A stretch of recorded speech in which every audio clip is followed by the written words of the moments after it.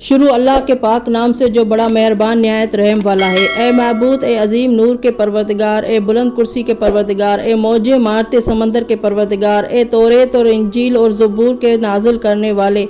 اور اے سایہ اور اے دھوپ کے پروردگار، اے قرآن عظیم کے نازل کرنے والے، اے مقرب فرشتوں اور فرستادہ نبیوں اور رسولوں کے پروردگار۔ اے معبود، بے شک میں سوال کرتا ہوں تیری ذات کریم کے واسطے سے، تیری روشن ذات کے نور کے واسطے سے،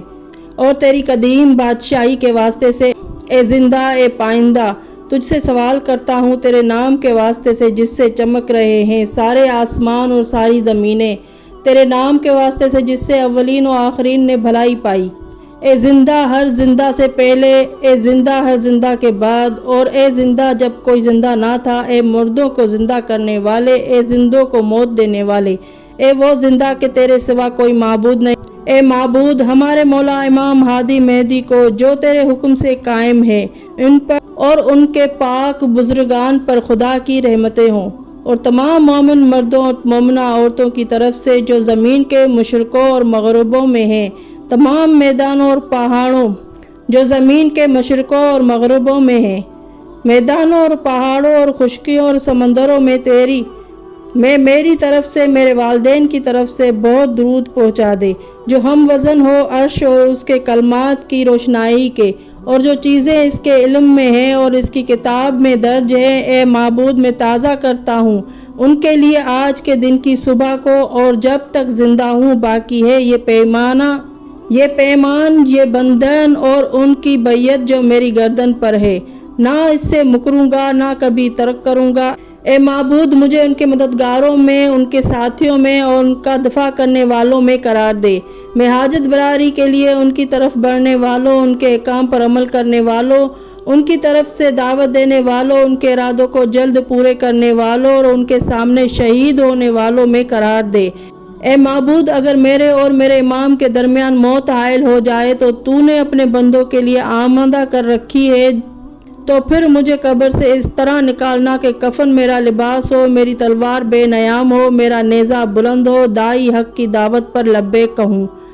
شہر اور گاؤں میں اے معبود، مجھے حضرت کا رخ زیبا، آپ کی درخشاں پیشانی دکھا، ان کے دیدار کو میری آنکھوں کا سرما بنا، ان کی کشاش میں جلدی فرما، ان کے ظہور کو آسان بنا، ان کا راستہ وسیع کر دے، اور مجھ کو ان کی راہ پر چلا ان کا حکم جاری فرما، ان کی قوت کو بڑھا، اور اے معبود ان کے ذریعے اپنے شہر آباد کر اور اپنے بندوں کو عزت کی زندگی دے، کیونکہ تو نے فرمایا اور تیرا قول حق ہے کہ ظاہر ہوا فساد خشکی اور سمندر میں یہ نتیجہ ہے لوگوں کے غلط اعمال و افعال کا۔ پس اے معبود، ظہور کر ہمارے لیے اپنے ولی اور اپنے نبی کی دختر سلام اللہ علیہ کے فرزند کا، جن کا نام تیرے رسول صلی اللہ علیہ وآلہ وسلم کے نام پر ہے، یہاں تک کہ وہ باطل کا نام و نشان مٹا ڈالیں، حق کو حق کہیں اور اسے قائم کریں۔ اے معبود، قرار دے ان کو اپنے مظلوم بندوں کے لیے جائے پناہ اور ان کے مددگار جن کا تیرے سوا کوئی مددگار نہیں۔ بنا ان کو اپنی کتاب کے ان احکام کے زندہ کرنے والے جو بھلا دیے گئے، ان کو اپنے دین کے خاص احکام اور اپنے نبی کے طریقوں کو راسخ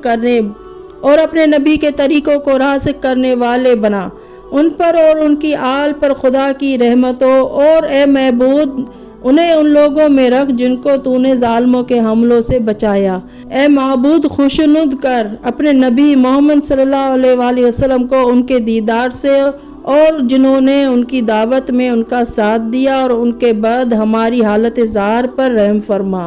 اے معبود، ان کے ظہور سے امت کی اس مشکل اور مصیبت کو دور کر دے، اور ہمارے لیے جلد ان کا ظہور فرما کہ لوگ ان کو دور اور ہم انہیں نزدیک سمجھتے ہیں۔ تیری رحمت کا واسطہ اس سب سے زیادہ رحم کرنے والے۔ الاجل الاجل الاجل، جلد آئیے جلد آئیے جلد آئیے، اے میرے آقا، اے امام حاضر کے امام۔